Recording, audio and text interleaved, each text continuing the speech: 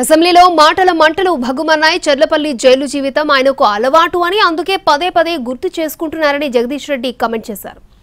Jagadish Reddy Suryapet rice మిల్లులో దొంగతనం చేసింది మర్చిపోయాడని సీఎం రేవంత్ రెడ్డి కౌంటర్ ఇచ్చారు. మంత్రి కోమటిరెడ్డి వెంకటరెడ్డి జోక్యం చేసుకుని మర్డర్ కేసులో జగదీష్ రెడ్డి A2 అని విమర్శించారు.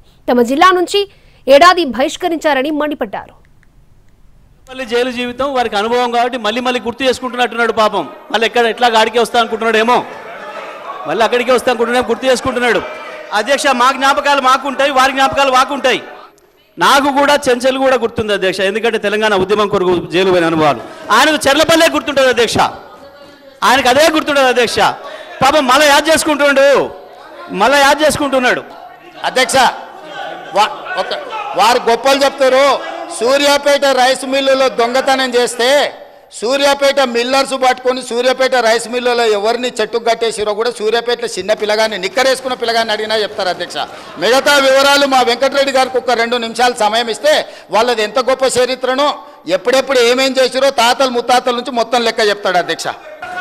ఈయన కేసులు చెప్తే అబ్బా ఈయన గురించి మాట్లాడితే మా గౌరవం పోతుంది అధ్యక్ష.